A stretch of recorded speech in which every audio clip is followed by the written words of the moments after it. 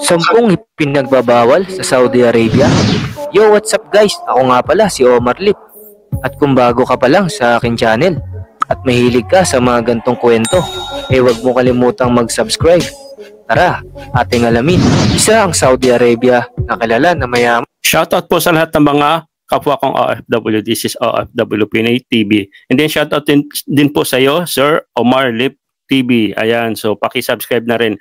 So, lahat po ng mga OFW, lalo na po sa mga nandito po sa Saudi Arabia, lalo na kung ikaw ay isang baguhan pa lang dito, make sure po, panoorin nyo at tapusin nyo po kasi mahirap magsisisi sa bandang huli na hindi nyo alam pala na marami palang pinagbabawal ang Saudi. Wala po tayo sa Pilipinas, nasa ibang bansa po tayo. Dapat sundin po natin kung ano yung batas. Sige, panoorin natin at bibigyan po natin ng reaction at opinion. Yaman sa langis. 1/4 ng petroleum reserve ng mundo ay paniniwalang nasa Saudi. Pero alam mo ba, ay maraming mga hindi pangkaraniwang batas sa Saudi Arabia na posibleng ang mga ginagawa mong pangkaraniwan dito sa Pilipinas ay bawal pala sa Saudi Arabia. Number 1, nakaban lahat ng website ng pornographic. Kung dito sa Pilipinas. So by the way, no, isa sa mga bawal din po to yung nakaban yung mga website na porn website, bawal na bawal po yan dito. Okay, so 10 years din po akong OFW dito sa Saudi, kaya actually marami pa pong talagang pinagbabawal, hindi lang po sa 10. Okay, so, tuloy po natin. Pinas, malaya ang mga tao na nakakanood sa porn site anumang oras. Ibahin mo sa Saudi Arabia dahil mahigpit na ipinagbabawal dito ang panonood ng anumang uri ng malalas. Actually, marami din po nanonood eh. Kumbaga nasa social media na kasi, kaya nakakalusot talaga. Okay, pero tama din po sinabi ni Kabayan na pinagbabawal din. Pero sabi nga, wag lang magpapahuli. Ang video o larawan. Number 2, bawal magsuot ng short ang mga kalalakihan o kababaihan sa mga pampublikong lugar tulad ng mall o sa mga park. Kung ikaw ay papasyal at pupunta sa mga mall, siguraduhin mahaba ang iyong kasuotan dahil mahigpit na ipinagbabawal ang mag-short sa mga Actually, Kabayan, hindi naman pinagbabawal yan. Siguro mga 20 years na nakalipas o 10 years, pero may nakikita din ako sa mga kapwa kong Pilipino, mga nagsushort dyan. Okay, mahilig talaga mag-short. So, hindi naman sila inuhuli, hindi naman pinagbabawal. Ang nakakaano lang, pag ang babae naman ang nakashort. So, medyo kakaiba po yun. At isa pa, kung ikaw naman lalaki, actually, dati ako nagsushort din dito. Kaya lang naiinisa din ako mag-short kasi alikabok. So, kaya ako nagpantalon na dahil yun nga, nangangati yung ating mga hita kasi alikabok. So, ikaw naman, nasa mall, hindi naman pinagbabawal kasi alam naman nila ang culture ng Pilipino. Okay, pero nasa iyo naman yan kung ikaw yung tinitingnan lagi pag ikay naglalakad kasi karamihan talaga doon, mga nakapants. Pero iba na kasi ngayon iba na yung na naka-adapt na rin yung Saudi. Pero hanggat maaari, para sigurado po, safety po kayo, mag-pants at mag-dress po ng maayos. Pampublikong lugar.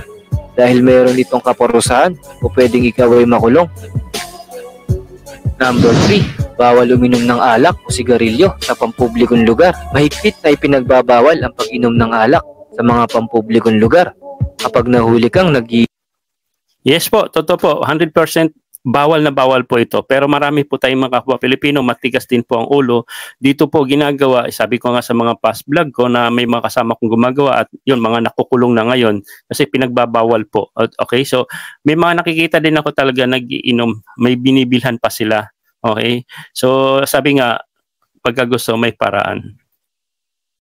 Giinom ng alak, maaaring ikaw ay magmulta o kaya ma-terminate sa bansang Saudi Arabia. Alinsunod na din sa kanilang paggalang sa kanilang relihiyon. Number 4, bawal makipagtalik sa hindi asawa. Mahigpit na parusa pag nahuli ang kung sino mang lumabag kapag makipagtalik sa hindi mo asawa sa Saudi Arabia. Siguradong ikaw ay makukulong o ma-deport sa bansang ito. Kapag isa din po, haram din po to. Kung ang alak ay pinagbabawal, mas lalo po ito. So wag na wag niyo pong gagawin. Okay, makinig po kayo yung mga medyo nangangati dyan. Okay, marami pa rin ang gumagawa nito. Kahit mga kapwa nating mga Pilipina o mapa-Pilipino man yan, iwasan nyo po na maki-upgrade dito sa Saudi Arabia. Mahigpit po, pinagbabawal yan. Sabihin ko nga sa inyo, talagang hindi lang kulong baka abutin nyo dito. Okay? Pag nalaman ng mga pulis o kung sino man na ikaw ay nakikipagtalik sa hindi mo asawa.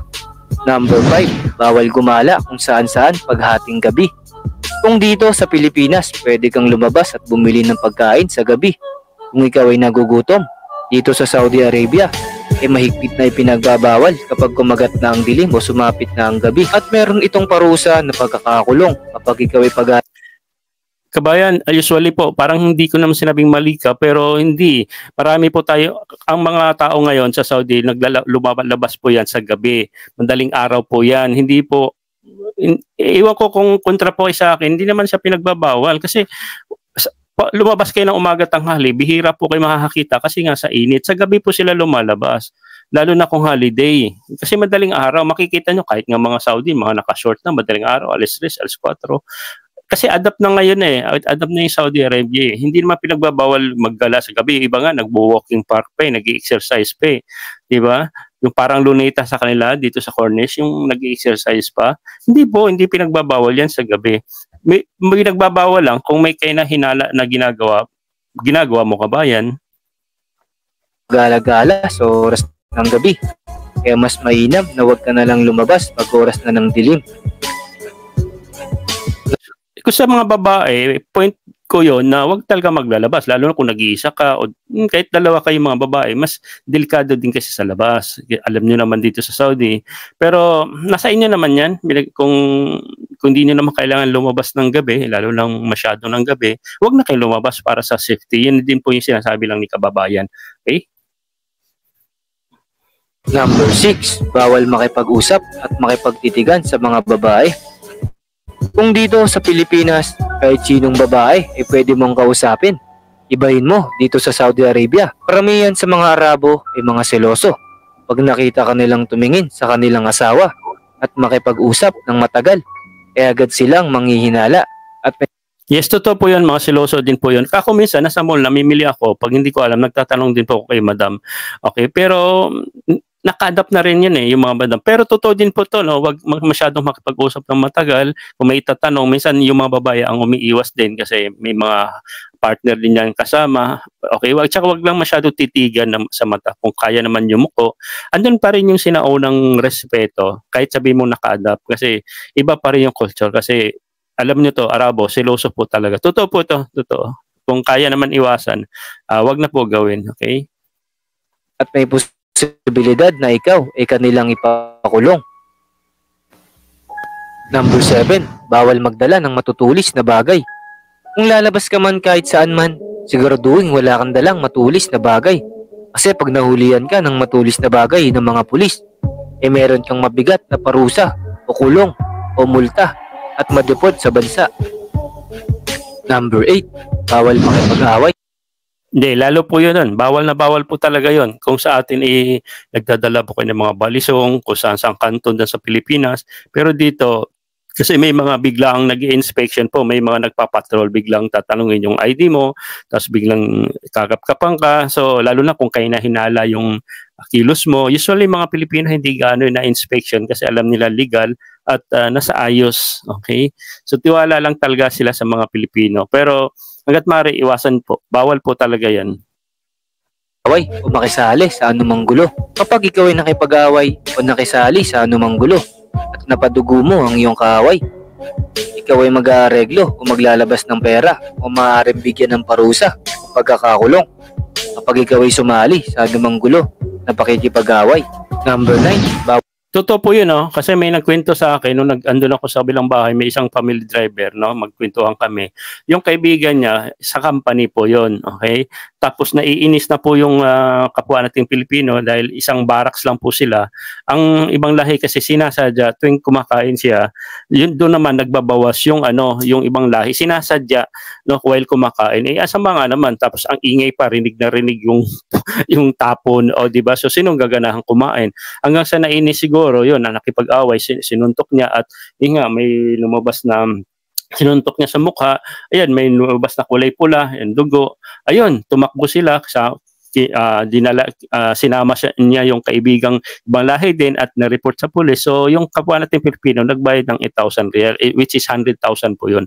So bawal po yun, haram po dito. Kung manakit po kayo sa dibdib hanggat maaari na walang maglalabas na kulay pula.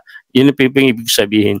O, yes po, bawal po talaga manuntok makipag-away. Dito ang away, makikita mo sa mga kanto-kanto, isigawan lang, lakasan lang ang boses, parang gano'n. Okay? Kung kaya naman pigilan po yung sarili na ganun, isumbong nyo na lang sa inyong boss. Okay, wag gumamit ng physical. Kasi iba po kasi dito eh. Wag natin daanin sa tapang kasi ang kapalit po nun, 100,000 ang babayaran. Mas matutuwa pa yun.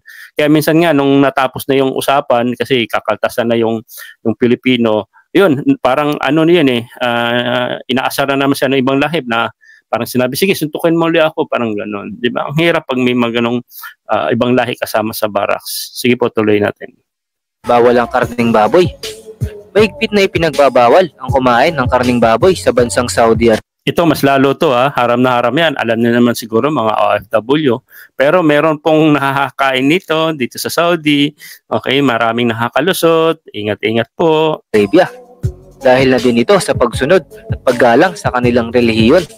Ang pagkain ng baboy ay tinuturing ng mga taga Saudi Arabia na madumi na pagkain. Kung kaya't ipinagbabawal ito sa bansa nila. Number 10, bawal pumatay na kahit sinong tao. Isa sa pinakamabigat na parusa at maaaring hindi ka na makauwi sa iyong pamilya kapag ginawa mo ang pagpatay sa bansang ito. Kasi ang pagpatay dito ay may hatol na death penalty at posibleng pugutan ka ng ulo. Kaya sa lahat ng bawal, ito ang wag na wag mong gagawin. Ayan, so thank you Sir Omar Lip TV. Yan, totoo po yung last na sinasabi niya. Talagang kapalit din ang buhay. Pag meron kang kinuhang buhay, kapalit din ang buhay. So, medyo mahinahon po tayo pag nandito po tayo sa Saudi. Alam naman natin po yung mga nangyari sa mga kapwa nating Pilipino. So, meron po doon na pinagtatanggol lang yung sarili niya. So, ganun talaga ang Saudi. Kahit pinagtatanggol mo yung sarili, ikaw na yung tama, kasama ka pa rin sa bibitayin. So, yun yung 100% na pinagbabawal po na talagang pumatay ka ng tao, ibang lahi man yan o Pilipino man yan. Okay, sabi nga, pag may kinuha kang buhay, ang kapalit din buhay mo. Okay, so medyo pigilan lang po yung ating init ng ulo. Wag natin dalhin dito sa Saudi Arabia. Okay, so guys, marami pa po tayong pinagbabawal dito sa Saudi, pero ito lang po, ginawa lang po natin ng reaction, ilan lang sa mga pinagbabawal.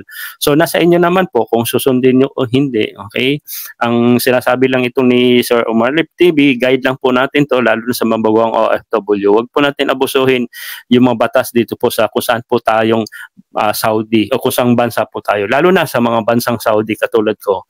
Okay, so mahirap po, ang kapalit kasi dito 100,000, isang maliit lang na penalty, 100,000. Okay, so wag po nating gayahin yung iba nating mga Pilipino o OFW na alam naman nilang mali, okay, ginagawa pa rin katulad ng alak. Alam nila yan, pinagtago-tago pa, bumibili pa, okay, gumagawa pa. Diba, gumagamit ng pulburon. Alam nyo naman siguro yung pulburon, pinagbabawal lalo yun. Hindi lang sinama ni kabayan dito. Diba? Tapos nakikiapid ka sa ibang lahi na hindi mo naman kasal, asawa o ibang Pilipina. Okay? Nakikita pa kayo sa labas magka-holding hands pero hindi naman kayo yung legal. So bawal din po. So marami pong pinagbabawal dito sa Saudi. Ilan lang po itong binanggit ni Sir Omar Lip TV. Shoutout po sa iyo. And then, yun lang po mga idol. Maraming salamat at kung hindi pa po kayo nakasubscribe sa ating YouTube channel, please subscribe and para lagi po kayong update sa aking mga ganitong upload about OFW.